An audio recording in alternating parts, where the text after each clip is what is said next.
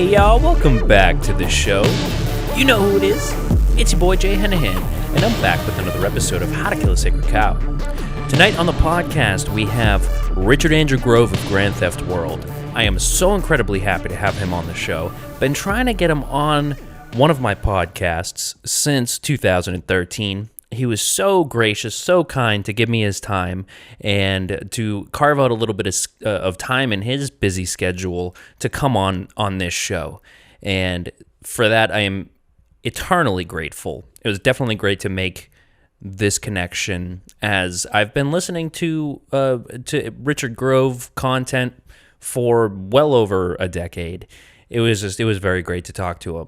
So we talked a little bit about the way that the Department of Homeland Security is expanding the definition of terrorist, now with domestic terrorism, and in this National Terrorism Advisory System Bulletin, released by the Department of Homeland Security, it shows us that they have included in their definition of domestic terrorism people that have filled an online environment with false or misleading narratives and conspiracy theories and other forms of dis, and malinformation. Totally ridiculous, but it is what it is. And it comes on the heels of this Reuters investigation, Schools Under Siege. This article is called "School Boards Get Death Threats Amid Rage Over Race, Gender, and Mask Policies." Absolutely ridiculous. This paragraph right here sums it all up. It says, school board members across the United States have endured a rash of terroristic threats and hostile messages ignited by roiling controversies over policies on curtailing the coronavirus, bathroom access for transgender students, and the teaching of America's racial history. Now, if they were being more honest, this paragraph would read more along the lines of, school board members across the United States have endured criticism for masking children without proper scientific evidence that it actually does anything to help students and actually hurts them. Concerns that bathroom policies for transgender students might be abused by bad kids or bad adults. And the teaching of America's racial history in such a way that makes people look at their own skin in a way that makes them feel guilty. These are the things that parents are mostly concerned about. So this all comes on the heels of the September 29th, 2021 NSBA letter to the president that basically stated that educators and leaders of education are under imminent threat and that you need to do something about this, Mr. Biden, because we're under attack. And they had to apologize very soon afterwards because many of the states that are on the NSBA decided to withdraw their support of the NSBA and leave the organization because the rhetoric was so incendiary as to further exacerbate the problem. And that's some of the stuff that me and Rich talked about. We flesh it out in greater detail in the episode, and we talk about much, much more as these episodes usually go. So I want everybody to go check out grandtheftworld.com and go and watch the GTW podcasts. He has a great website. They have a great website, actually. This is a whole team that works on this. Once a week, they live stream, and they talk about the news of the week in the greater context of history. And you would expect nothing less from the people over at Grand Theft World. Now, if anybody would like to help out the show, I want you to go over to howtokillasacredcow.com, the one-stop shop for everything How to Kill a Sacred Cow. Of course, we've got our videos up there at the top. You can always check out any of the new episodes. But to help us out, you can donate through PayPal, or you can donate cryptocurrency, or you can subscribe to Audible, or, of course, you can go up to the library section and check out the guest books. And here on this page, of course, we we have all of the people that have been on the show that are authors, and you can, if you buy any of these books, I get a little bit of a commission, and these are all great books by incredible people, and I'm very proud to introduce the suggested reading section.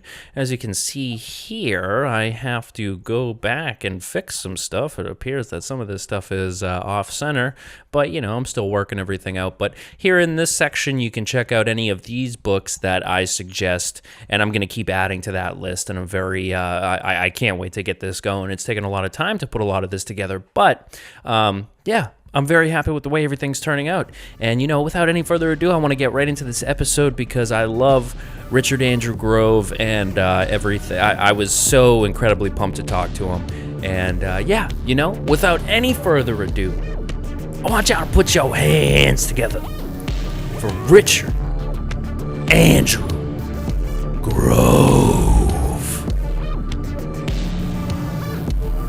So a lot has changed just in the past 15 years in how they make documentaries and how information gets to the public.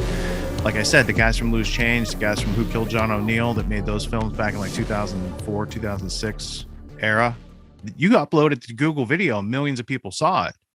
Now it's like, whoa.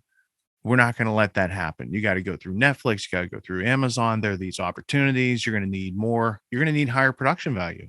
You need their money to put stuff on their channels. They want a $2 million documentary budget to put something on their channel. That's like an average, and we went through this process a couple years ago with, we had interviewed a whistleblower from the DEA named Hector Bareas.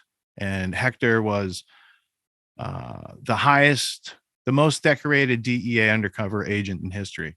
And my buddy John and I and Nick and actually Anthony Frida, the artist, was there too. The four of us went to New York and we interviewed Hector for like 5 hours.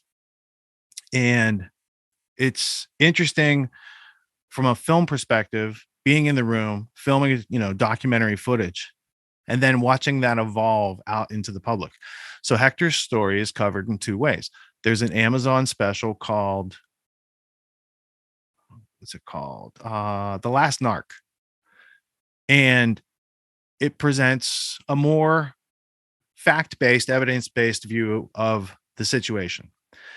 We shopped it first at Netflix as a series called Kilos, and it has a 3-season arc of Hector's story, infiltrating the Medellin and Guadalajara and Cali cartels. It was fascinating, right?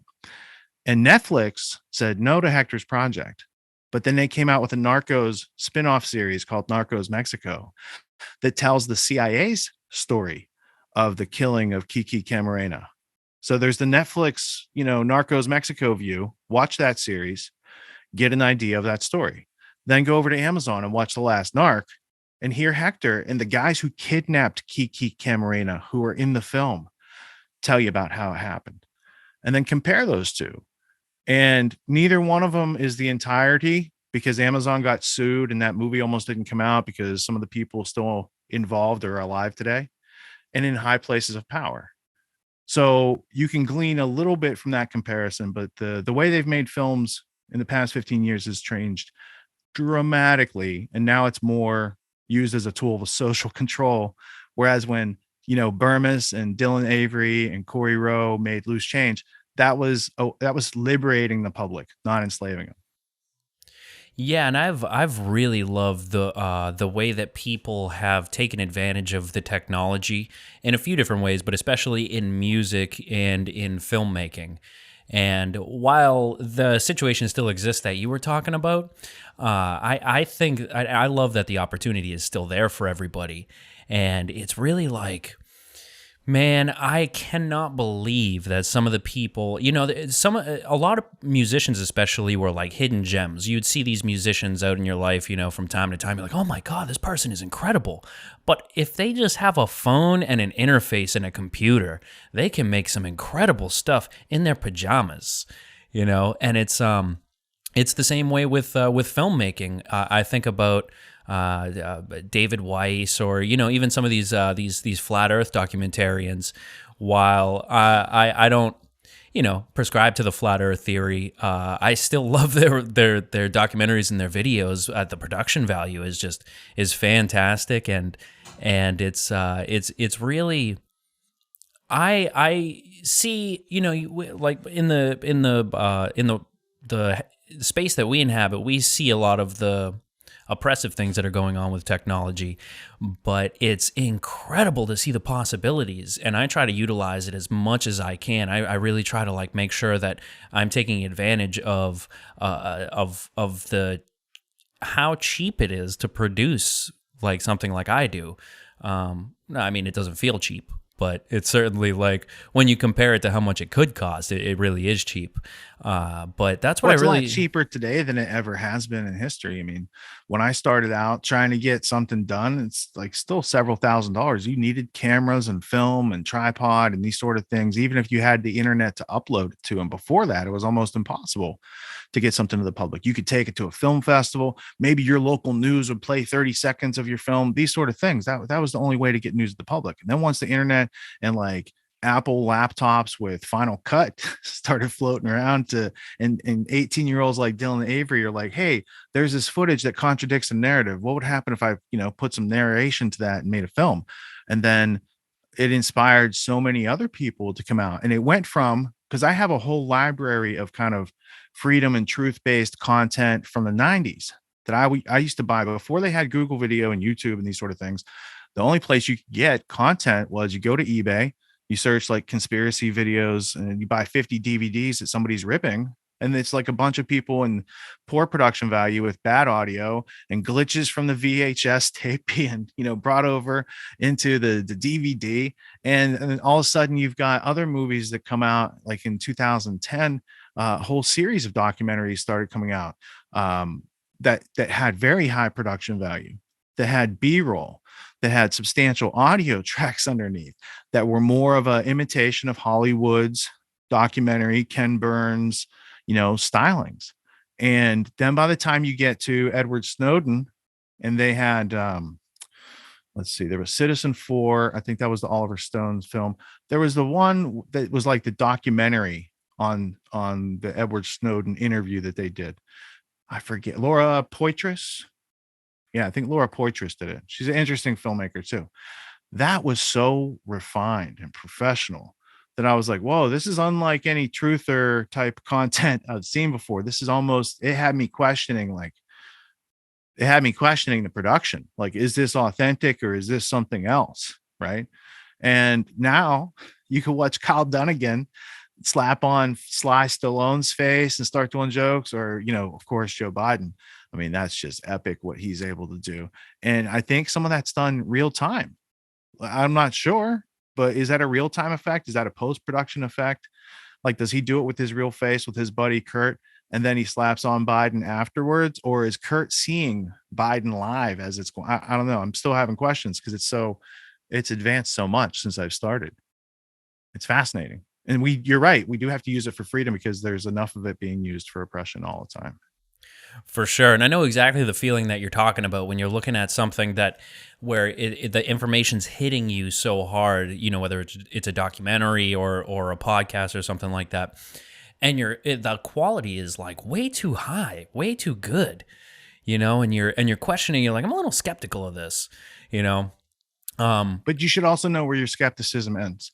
Because for instance, I kept trying to improve my production value and buying lenses for my cameras that would mimic what Errol Morris is using to interview Rumsfeld on stage. Like, as an example, before I interviewed Gatto, there wasn't a whole lot of film knowledge. So you can tell when you watch that. But when you watch my interview with Bill Binney, we had a huge room. We had a camera on a crane. I had number of cameras. I had already studied Errol Morris's interviews with Robert McNamara and Rumsfeld and these other characters to have an idea of like, what is the professional way to interview someone of Bill Binney's stature, right?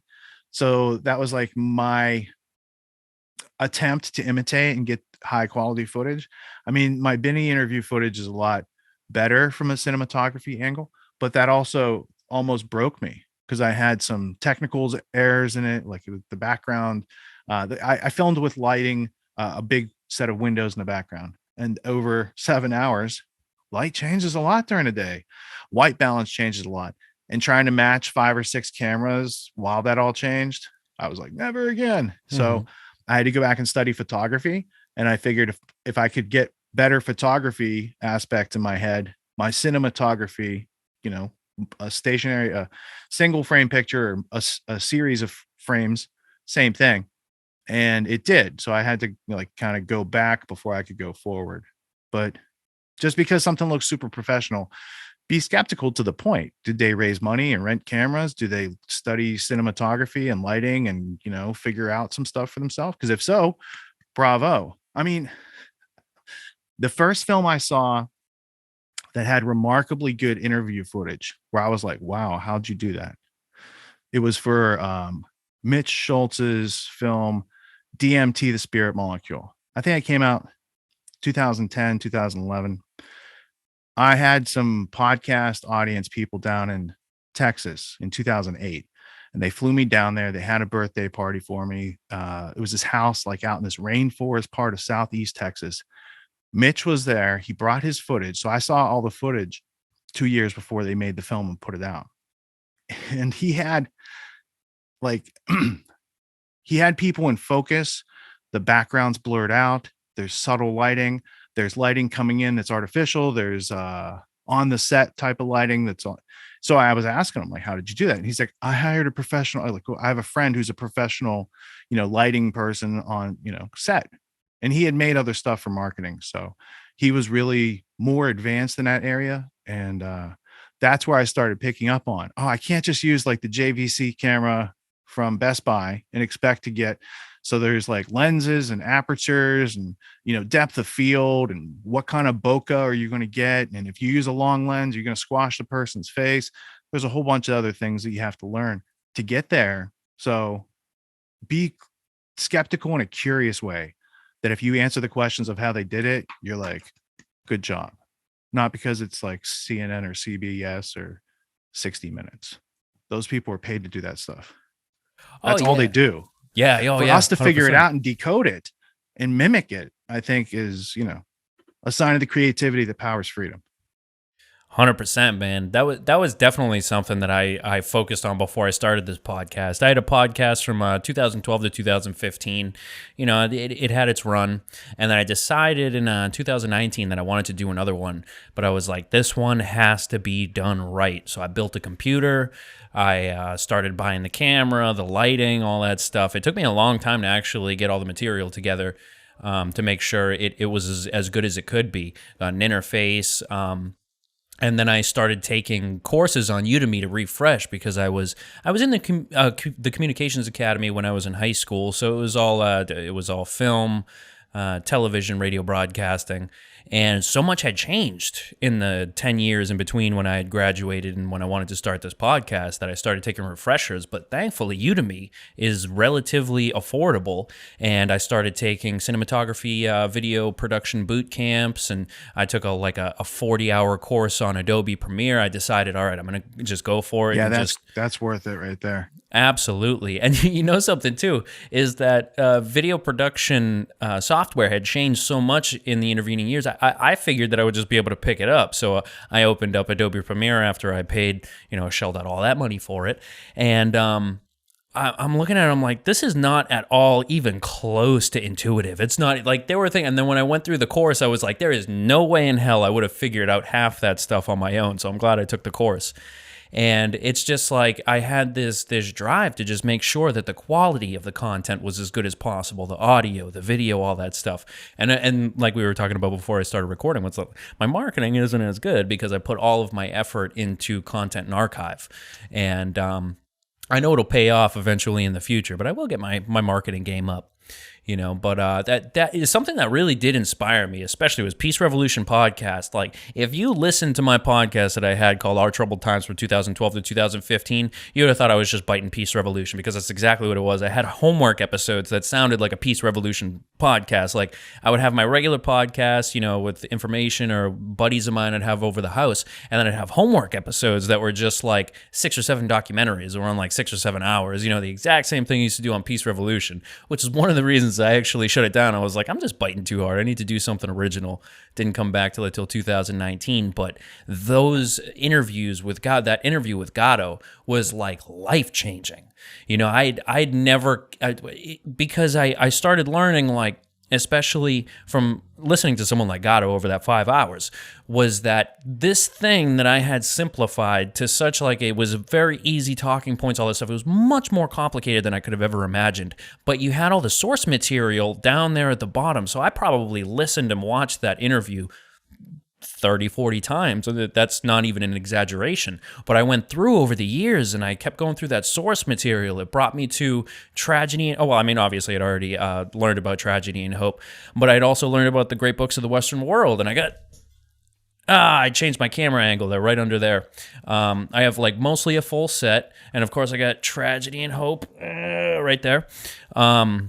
And like, if it wasn't for you guys, man, I don't even know where I would have been, because I had a job at the time where I could listen to the 5, 6, 7 hours of podcasts a day, and I've read tragedy, but what I try to like impart on people is like the basis for the way that you look at history should be Quigley's Evolution of Civilizations.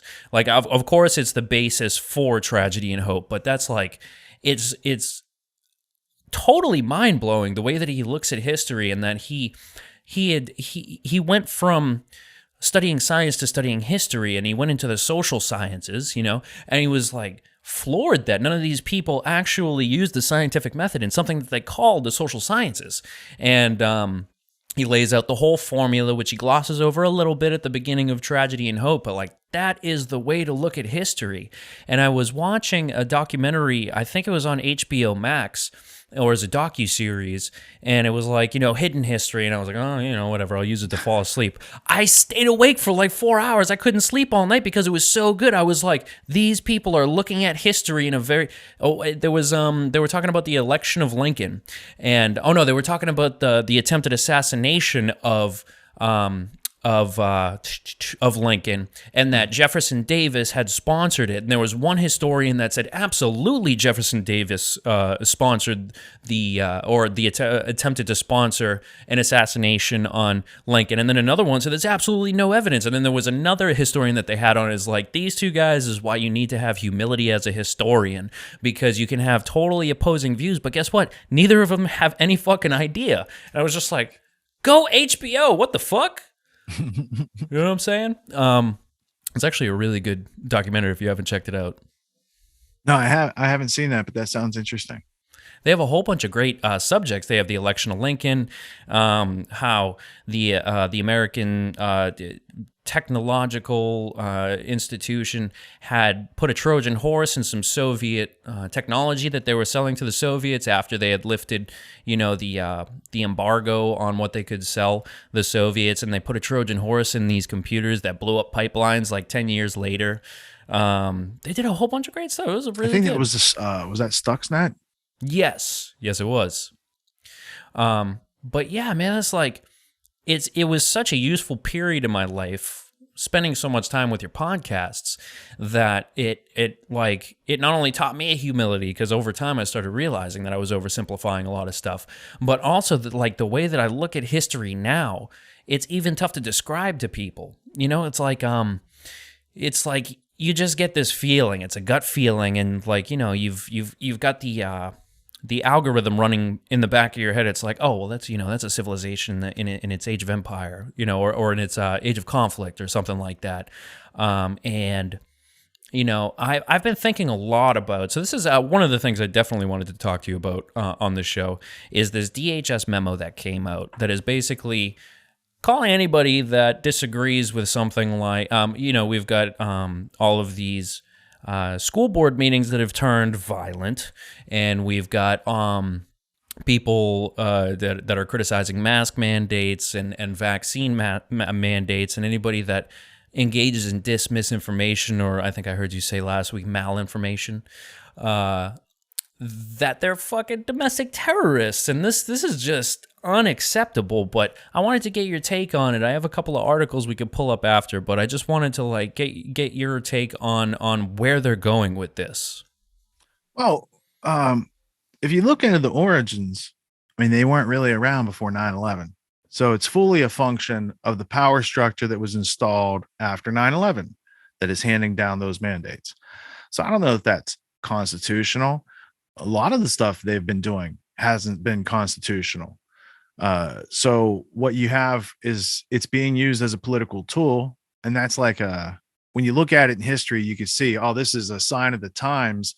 And just like having the FBI label those parents as domestic terrorists for bringing up questions to their school boards who are supposed to work for them and be accountable and be a respected, transparent proxy to be custodians over their children for 15,000 hours of their children's formative lives. Right. So there should be some open talk and transparency. So to be able to bring in, who was it, Merrick Garland, to say, hey, get the Justice Department to label these people, and they're just using force instead of logic and reason.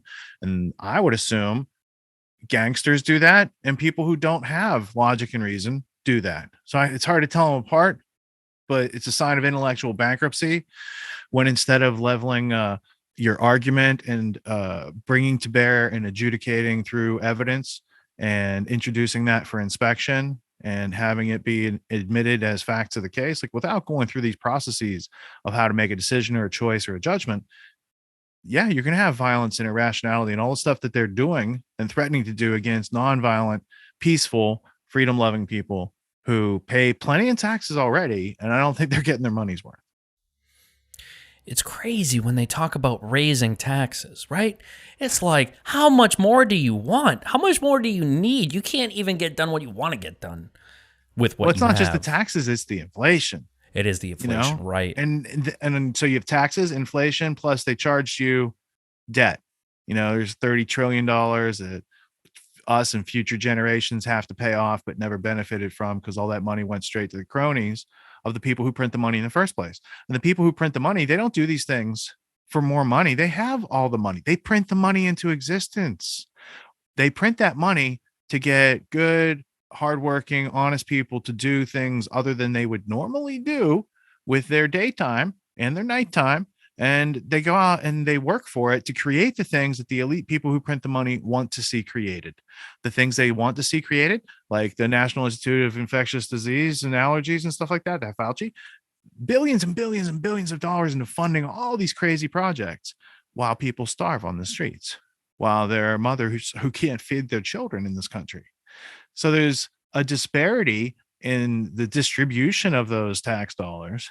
There's some questions about who had the right to do that, sign us up for that in the first place. There's another question of who holds the purse strings on that debt.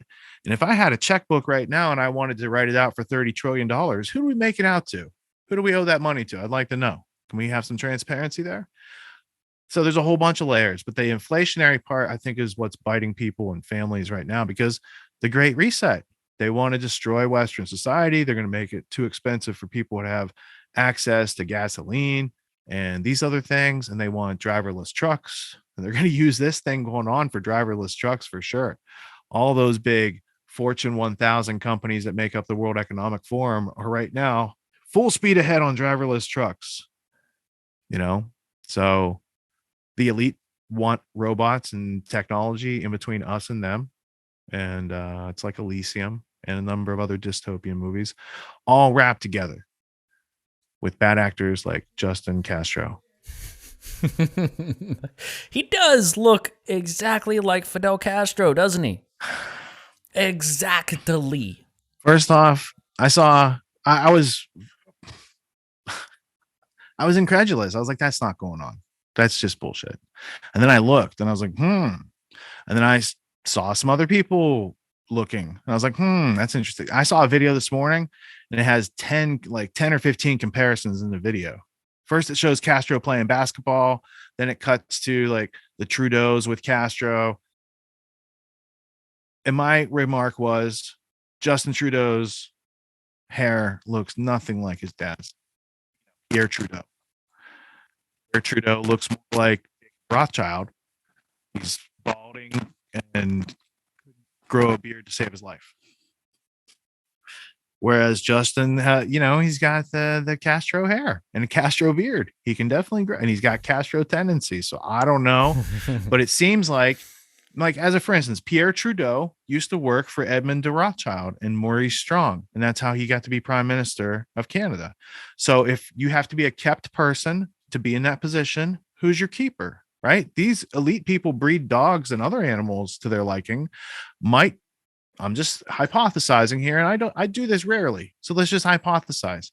Might a group of people who handle other people might not want to breed them together? What would it look like if you took Margaret Trudeau and had her get together with Fidel, and we put that kid in the leadership position 30 years, 50 years from now?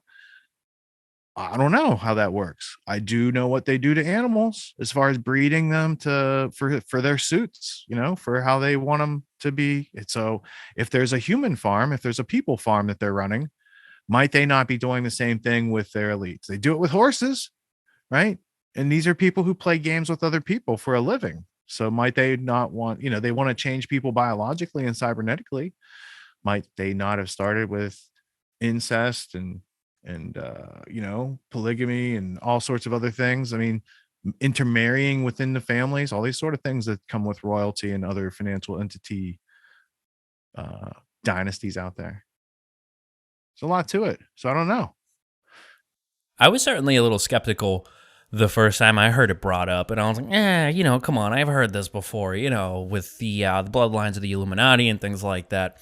And then you see his mom smoking cigars with Fidel and putting her arm on him in a way that's very friendly. Yeah, and I saw a picture of him holding Justin, and I was like, I don't think I'd let a dictator do that, right? Like, and there's like even pictures of Justin hugging Fidel, and giving him a look like, "Hey, what's up, Dad?" Yeah. So I posted the video. It was on my Twitter earlier today, and it just basically said, it looks like the resemblance between Pierre Trudeau and Justin Trudeau, it's remarkable. It must be due to them having the same barber. And if you look at his dad and Justin, you can tell they have the same hairdo. They must have had the same barber. That's the excuse. Nothing to see here. And I certainly tell people to be careful with pictures, because you get a totally different shaped face, different ears, different nose, just when you swap out the lens. There's a huge difference. For sure. And so, like, when I first hear stuff like that, like when people are, they try to say, look, this person's not the same person. They switched them out with a crisis actor at the trial. I'm thinking specifically of whatever the cop's name was that killed George Floyd. There was a huge part of that. Look, his face is longer, his ears are shorter. And I'm like, dude, you can do that with a lens. You can do that just by. But they're filming from the back of the room. So these are people that just don't have any lens experience. Yes, and I've seen people build entire, videos, channels, books. Even there's this I really like her style, and I like the way that she presents. And I feel bad that I can't remember her name right now, but she's writing a book on the George Floyd, conspiracy, which I think has a lot of good points in it. But she hinges almost her entire argument on the photo evidence that these people got switched out at trial. Yeah, and I'm just like, it's like if you hang your JFK story on the Zapruder film, right? And I would say, who had custody of that for 15 years before it was shown to the public? Mm-hmm. Most likely the people who did it. And when you ask who those people were, those people had the power to kill Kennedy. So then you're telling me that the killers had the film for like 12 years, 15 years before it came out on Geraldo Rivera with Dick Gregory in the 70s. Until then, people only saw stills in Life magazine, also run by C.D. Jackson, who had those Zapruder films. So he was working at Time Life. Henry Luce owned Time Life. He's a Skull and Bones guy. C.D. Jackson was psychological warfare in World War II for Eisenhower and Nelson Rockefeller. So you had the people who stood to gain and stood to lose. They stood to gain from Kennedy's death, stood to lose if he remained. Because when Kennedy fired Dulles, who's Dulles? He's Nelson Rockefeller's lawyer. Nelson invested in the Nazis through Allen Dulles. That's how Nixon became vice president. Nixon discovered that, went to Dulles and said, hey, and then Dulles said, I'll fund your campaign. You can be vice president. So these type of machinations have gone on in the past, but to try to write a story right now, it's like, it's too soon. and the evidence is too infected with psychological warfare still. So you have to kind of wait till that dust settles, and then you can kind of see, the contradictory pieces. Well, which ones connect to reality? This one does, and this one doesn't. Well, then now there's no contradiction. This is the truth, and this was the hit piece, or this was the psychological warfare that they put out in the field to confuse people, and make them think, oh, neither one of these are credible, right? So for me, it's about taking the evidence, matching it up with reality, and the narrative starts there with what exists, not with the claims of things that exist without evidence. And if the world worked that way, we would have never had a Russia scandal for the past 10 years with Trump and MI6 and that whole mess. Whatever Good happened. God, like in the Durham probe. And you know what's hilarious is that all this stuff has been happening at the same time, whether coincidentally or not. You've got the Durham probe coming out and saying exactly what we've all been saying for years now, that it was a crock of shit, like top to bottom. Actually, it was worse than I thought, because Yeah, it I came didn't know from that MI6 in the first place. I mean, it's our sworn enemy in America. And maybe we should be skeptical. Funded by the Clinton campaign, and they got bugs inside Trump Tower, which was that was the big part of the Q story, is that they got wise to the bugs and they left Trump Tower, all that stuff. But then furthermore, these guys had bugged the White House. And I'm like, who's got the power to do that? Now you're talking on a whole different level. Like the Clinton campaign has, I mean, we could really get into it if you wanted to, but that is just some incredible power. That actually, like, who could bug the White House successfully, right, at a key time? And I'm sitting there like listening to the story, like, yep, this is everything that I thought. I wasn't expecting like a curveball like that. I was like, oh man. But then, you've got the whole reversal on the COVID narrative going on at the exact same time. So I'm wondering why they're allowing this stuff to come out, Tucker Carlson in January 6th and some of the stuff that he released. And this is, and January 6th was something that I was like, the entire time, it was just a gut feeling. I was like, yep, FBI, the whole way, no doubt. But to have the evidence come out and to see the videos and the videos get released over the course of the past year, I didn't expect that it was that blatant of an operation. Yeah, I didn't expect it to come out, but I expected it to be that blatant of an operation, because why wouldn't they? Look at what they did with Whitmer. It was like 14 of 16 of the people who were in on the plot were their people. Incredible. FBI informants. And the book I reference all the time is called The Terror Factory: Inside the FBI's Manufactured War on Terror by Trevor Aronson, who's an investigative journalist who lives down in Florida. And he just shows, since 9/11, it was, a high percentage of the so-called terrorist attacks that were foiled or happened were all done by FBI handled people in order to increase their budgets and gain more power. That's the like low hanging fruit cover excuse. The real reason is there's a group of people who have been seeking to destroy America for a long time, and they're getting pretty good at it. And they got America kind of on the ropes. But the people trying to crush freedom don't understand freedom, which is why they're trying to crush it. And I think America and Americans, and now Canadians and Australians, have thrown them a couple wild cards they didn't expect. None of the exercises I saw showed up with tractors and semis blocking bridges. That wasn't in Event 201. They're like, at a certain point, the truckers were, no, and then I saw that clip from Fight Club circulating around. We're the people who change, the sheets on your bed and make your food and all that good stuff. It's like, so there is more people. There are more people waking up to the fact that there are globalists who see them as livestock and want to treat them as such.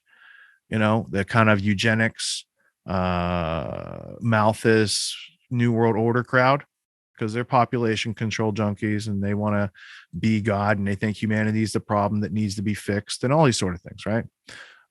There are more people waking up to that story and looking for the facts of who are these people, what's going on, and how do I fight it effectively now more than ever.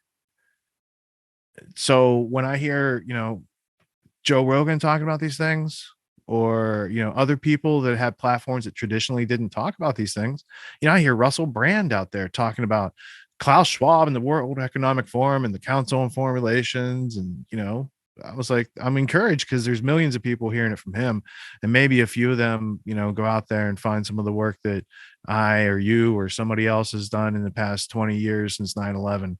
There's a lot more to be said. So if they have that crack in the dam, getting a couple drips out, there's a gush behind it waiting to happen. Yeah, it's almost surreal, and it took a little bit longer than I expected to. For example, when everything all kind of popped off in 2020, I was like, oh, they're pushing way too hard. People are going to wake up. And, you know what I mean? It's like it's only a matter of time before, some shit goes down. But they were scared. They were scared. Fear led them to being attached to that TV. Mm-hmm. And Don Lemon is telling them, you got a triple mask. Tony Fauci said it. And, Cuomo's not killing people in nursing homes. It's all good. Just, be alone and be afraid. And you'll be doing, your country a service. Yeah. And I guess it just took 2 years, for people to actually start really getting wise to it, because more and more, regular people that I interact with, they start saying like, hey, you remember that shit you were talking about a year ago? I'm like, yeah.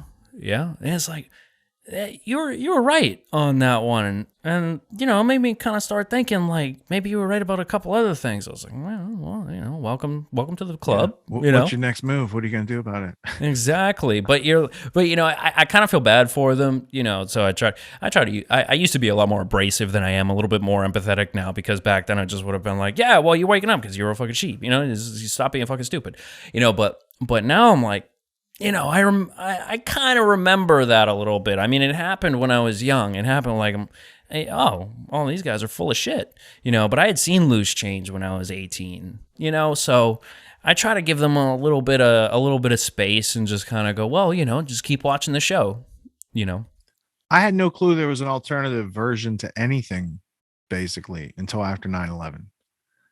So while they grabbed a lot of power, but they also woke up a lot of people who otherwise I would have never really asked or looked for. Like, I wasn't into researching aliens or conspiracies prior to me seeing coworkers of mine get blown up that day, But after that, I was like, what the fuck is going on? And what happened to World Trade Center 7? And who did the insider trading? And how could these planes fly at such speeds at that altitude? Because otherwise, physics, I had a science and engineering background. Physics says those planes would have fallen apart. They can't go that fast at that altitude because the air is too thick. That's why they have to go up that high to go that fast. So somebody who doesn't know physics is making up the stories. How did BBC report World Trade Center 7 had fallen 5 minutes or 15 minutes before the building fell? They had it on script. We now go to Jane Stanley. Like, he's reading a teleprompter and she's reading a teleprompter because the building's still behind her. So, MI6, NATO, Mossad, there's not a whole lot of difference. They all stand to benefit from America self-destructing. And if they can do it and make it look like America's the bad guy, all the better during that process, right? Orange Man bad, all these sort of things. Like, it's an international thing. It's not a Democrat Republican thing in this country. Our country hasn't been just Democrats and Republicans since the 1800s, because the financial powers, specifically, I'll go to like the 1908 election. This would be in the Warburgs by Ron Chernow. And there's Max, Felix, and another Warburg brother. There's 3 of them. Each one backed a different presidential candidate. They had it. No matter who won, they were going to have financial influence. And what do you have right after that? Oh, the Warburgs are one of the families that helps create Federal Reserve. So if you think the political aspect of this country is something other than the elite's attachment into this country to steal your shit, you're watching Schoolhouse Rock in your head. And I offer you a better option for 15, 16 years now. I had no idea that Ron Chernow wrote a biography on the Warburgs. I'm actually going to have to read that. I read, his Alexander Hamilton biography. I got the book cam here. Let me show you. And of course, has this guy ever written a book that isn't, 800 pages? Chernow's a heck of a writer. He is. I got his book on Morgan. And based on, okay, so he's got a book on Morgan, the Warburgs, and Hamilton too, probably. So does that mean he's got a fascination with bankers? All right. Let me clue you in a little bit here. Yeah, for sure. Because this is Chernow. He's like New York Times best-selling author. Yep. This is on page 10, where he's talking about how the Warburgs were groomed by the Rothschilds. They actually used to live with the Rothschilds while they're getting trained. Really? Right? And he'll go on. If a Rothschild fails, it will be quite all right for you to go broke too. Sarah Warburg said, I have given the Rothschilds an overdraft of 10,000 pounds. I'm worried about it. Right. Carl Meyer, Rothschild, Hamburg. Anyway, I mean, it goes on. It's all over this book. All people have to do is read. This is at Barnes and Noble, but that's not the part we are looking for. We are talking about the political aspects. Here's Aldrich. He's one of the, did you know, because they did the Federal Reserve in 1913, right? 3 years, and they did it secret. They all traveled incognito right before they did it. They did that in November 1910 as well. The bankers had to travel incognito, Jekyll Island. So they had more than one meeting where they did that, because I thought they did that meeting in 1913 this same way. I'd have to check that. That's not why we're in this book. Here it is. Let's see. Well, this might not be the reference I'm looking for. It might be the next one, but it's worth showing you. Paul Warburg denied being a Rothschild agent in America, noting that August Belmont and company performed that service already. August Belmont, history's sake, is the leader of the Democratic National Party at the time of the Civil War. So Rothschild's guy is in charge of the Democratic Party during slavery, if that tells you the brother's position. He surprised the committee, saying that while he was a Republican, he had contributed to Wilson's campaign after Teddy Roosevelt entered the race. Brother Felix, he added, had supported Taft. So there's Felix, Paul, and there's also Sigmund Warburg, and there's another reference that covers that. But here you have the brothers supporting opposing candidates at that part of the book, but that wasn't the one I was looking for. Let me see if I can find one more. Protocols of the Elders of Zion. The Warburgs held special attractions for conspiracy theorists. Nothing to see there. Anyway, that was the point. Brothers funding opposing candidates so that they would have control. So I don't think it's changed too much, except getting more complex. Yeah, well, it definitely seems like there's a playbook, that's for sure. And they let us read it. Like, it's not in Mandarin. All this stuff's in English. That's the thing that really like gets to me after discovering this stuff like on my own, because no one around me knew about Tragedy and Hope or any of these other books that I've accumulated in the past now 20 years of research. Because I didn't start publishing until like 5 years into that, where I was like, people need to know this. There's not just one source, you know. I got David Rockefeller in his memoirs, page 408, saying there are those who accuse me and my family of being internationalists and subjugating America. If that's the charge, I stand guilty of it. That's him telling you they're doing it. Well, that's conspiracy theory. So I discovered that conspiracy theory is the term people use when you've read something that they're not willing to look at for themselves, but they're willing to make a strong judgment on. And as Aristotle said, to make a decision prior to examining the evidence is the epitome of ignorance. And I've just learned not to argue with ignorance. And I'll never understand it. I truly won't. People that will dismiss without digging into it. Like if someone says something that completely contradicts my own view of reality and I respect them, I'm going to dig into it. I'm going to be like, well, I've never heard that. Where have you read that? Let me read that, and I'll get back to you, because that's shocking that I didn't know that, or that. But it has to. You also have to have respect for the person, which is why I think like you and me, that's how we grow. That's how we learn. That's how we prevent ourselves from being as wrong as we were yesterday. Right. And to respect the limits of our intelligence. And for other people, they seem completely fine with stagnant. Like they're going to take up a position without having researched it, and they're going to die on that hill. And I yield that freedom to that individual. But when there's enough of those individuals to form a group to take away my rights without logic or reason or process, then I got an issue with that. Yeah. Yeah. It seems to be the default position because it's easier. Humans follow the path of least resistance. It is what it is. But we used to live in a country where even if someone was lazy or intellectually lazy, I mean, in that sense, they at least baseline believe like, okay, you have we're all Americans. You can believe what you want to believe. I don't believe that, but whatever. You can say or do whatever you want. The script has flipped on that, and in a very, very scary way. And you better apologize if you don't believe right. Bend the knee. Or if you have, what did Trudeau call it?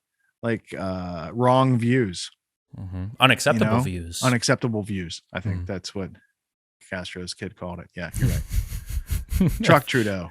That's what I say. Truck Trudeau. Him. And and of course, like I'm generally skeptical of large movements anyway. So I've been holding out judgment on the trucker convoy. It could very easily be some type of psyop.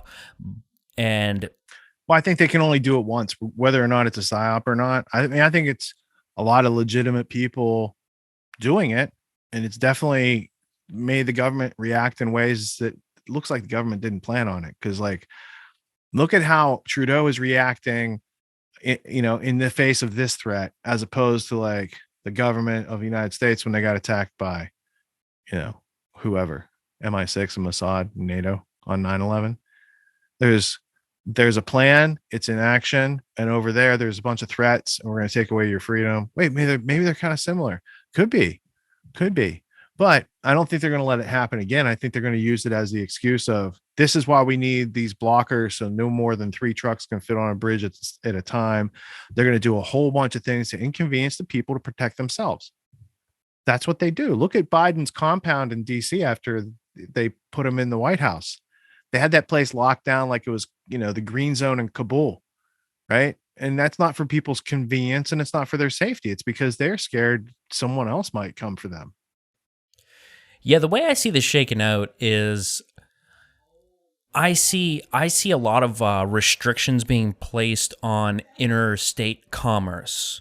I mean, at least Canada's version of it, because if you look at some of the things that they were doing with vaccine mandates, is if you didn't have your vaccine, you couldn't go from province to province.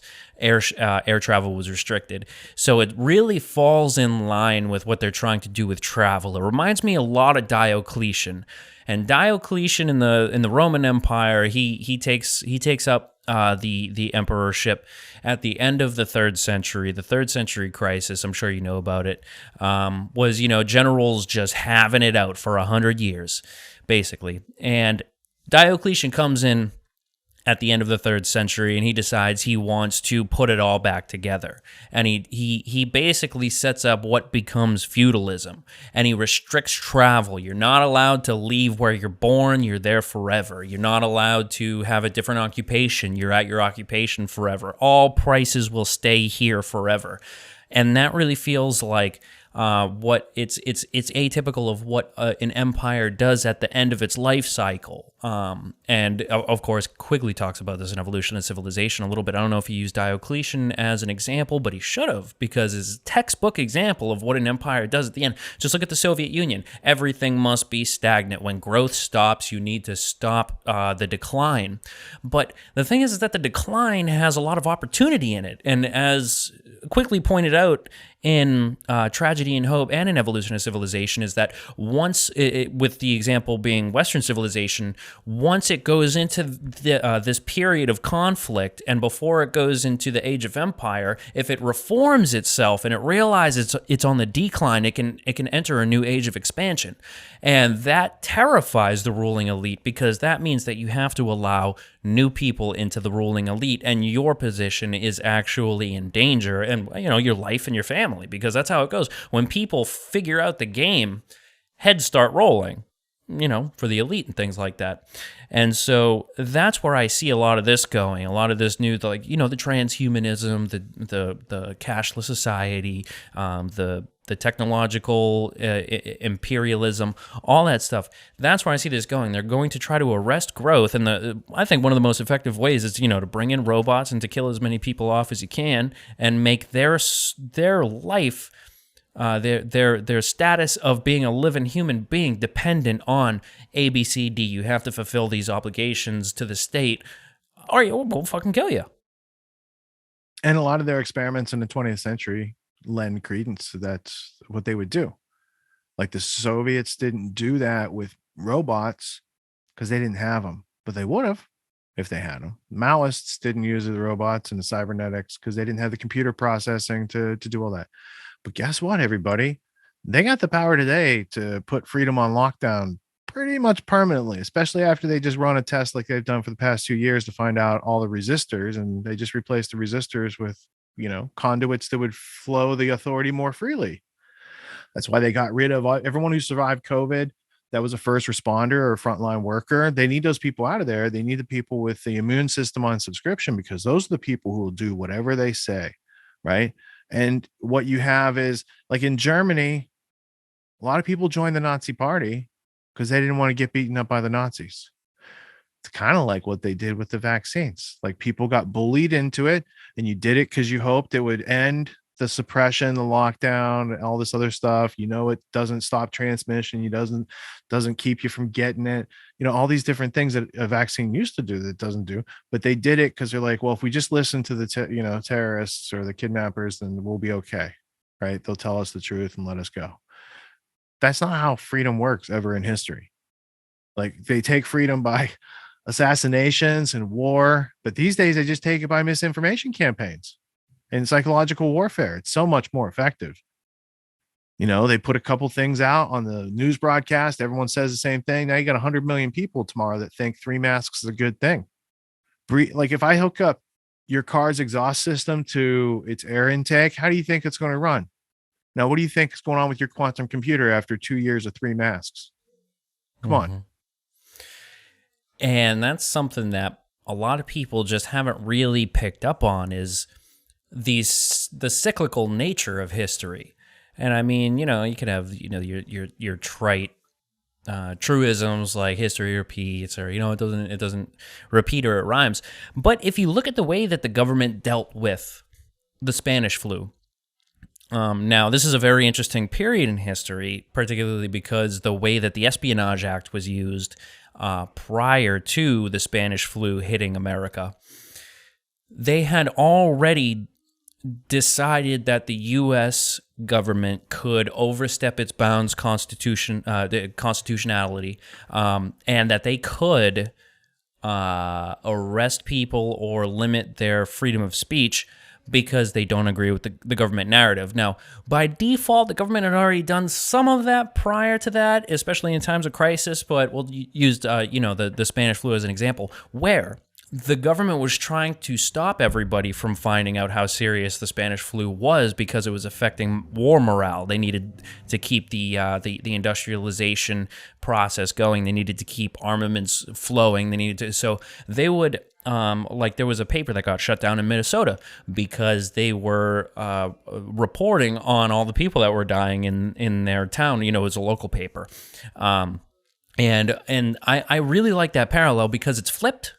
You know what I mean? So the disinformation was people actually reporting on a serious illness that was spreading throughout their locality, but also because of the way that the culture was primed prior to the event itself. So the Espionage Act and the way that the government was conducting itself prior to the Spanish flu allowed it to get away with what it got away with during the Spanish flu, in the same way that the Trump era, cultural era, it allowed cancel culture and all this stuff. It was already going for 5 years maybe before Trump, but it was ramping up. That really allowed the situation when COVID went down to perpetuate itself. And another similarity I think has to do with the origin point. For instance, the origin of the Spanish flu was a military base in Kansas that had soldiers that were recently vaccinated and then sent off to World War I. And the reference for that would be The Great Influenza by John M. Barry. Right. So it starts on a U.S. military base, and it has a tie to the fact that they were using horses to vaccinate soldiers. That's where they made the vaccine serum. And then there was a World War One. There's another piece of history. German plot to mess with the horses that were being used. So it was almost like a warfare covert operation during the time of World War One that was going on. Now, I'm not saying that's tied to the 1918 flu pandemic, but there were activities going on in that realm that could have triggered something like that. And that could have been the birth of biological weapons for the 20th century, an accidental thing. And they're like, oh, how's this work? And can we weaponize more? Because Portendown and Fort Detrick, came around to do those sort of things. And yeah, I mean, this current plague pandemic thing that they do now, I've looked at a lot of research. None of the evidence points to the wet market. Just like none of the Kennedy evidence points to Oswald. I mean, so I don't want to be conspiratorial. I'm just saying I got this DARPA submission here, and they talk about doing the exact thing that happened. A chimeric corona bat virus that attaches to the ACE2 receptor. How did they get it to do it? They batified mice. They mouseified bats. They did a whole bunch of chimeric messing around in the labs, because the coronavirus of this variety would not attach to humans until they mucked with it for years. And then when they got it, they're like, hey, DARPA, we got this thing. Can we release it? So I don't know. When that guy's the one that points at the wet market, his name's all over these documents and these grants, and they're still granted until 2025. It hasn't stopped. I think there's something rotten in Denmark. Yeah. And not to mention, too, that the biggest centers from which the Spanish flu spread were naval bases, army bases.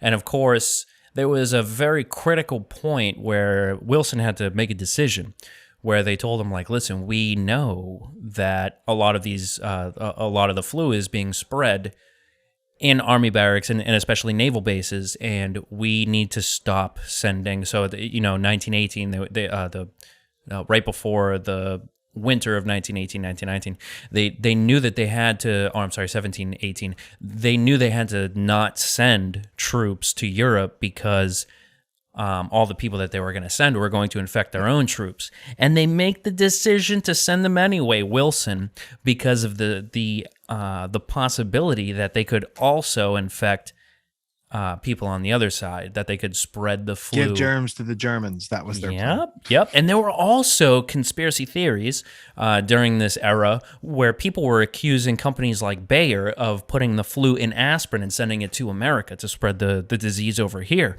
And so, like, the flurry of what you could call conspiracy theories, misinformation, disinformation, and the way that the government was handling and all that stuff, like, there's plenty of comparisons and parallels that could be made, and it's really striking just to that's why I love history. Like, I didn't even know that one of the big reasons that Lincoln won his election was because he owned one of the major newspapers in the United States. It was a German-speaking newspaper originally, but when he took it over, they started writing in English, and it was central to how he was able to win that election. And I was just like, whoa, you know what I mean? Like, there's some parallels there too, you know what I mean? And history is replete with all these. I'm just like, you have access, like, especially at this point in history, you have access to all the information you could possibly need to make any informed decision and to be, a fully formed human being that can think for themselves. How is this shit still happening? Not enough people have confidence in their own mind, so they outsource all these things to other people. So whereas you and I see it as like the ultimate benefit, and we are very rarely misinformed to the point of folly like most other people, all because we do our own processing and we don't outsource it. Mm-hmm. It'd be like accounting. If you didn't do your own books and you outsource it to Deloitte, and Deloitte's pilfering and taking a whole bunch of money out of there, that only happens because you're outsourcing it. Stop outsourcing something maybe you should do in-house. Yeah, absolutely. Well, Rich, I'm going to wrap this up here. I want to thank you a million times over for coming on the show. It's been a long time coming. I've been trying to get you on the show since 2013, and I appreciate your your everything that you do, everything that you guys do. You got a big team going on over there, and can you let everybody know where they can find your work? Grand Theft World, the Autonomy Course, all that stuff. Yeah, the Grand Theft World podcast is at grandtheftworld.com. And there's a little button at the top. You click podcast, you have all the episodes, all the references, more importantly, that go with all those episodes, because we're just bringing you the news every week and filtering it and sifting it and condensing it and distilling it so you can get the gist of what they're trying to censor and why that's meaningful. The autonomy course that I teach, I'm going to launch season 7, second week of March. So there's a couple weeks that we're still enrolling people. We're about halfway full for the season. It's a 12-week course. You have lifetime enrollment, and you can learn more about that at getautonomy.info/ignite. And thank you, Jay, for giving me time in your schedule. And I look forward to doing more. Now that we got connected and, we got this one done successfully, I look forward to talking to you again. Absolutely, Rich. Thank you, man.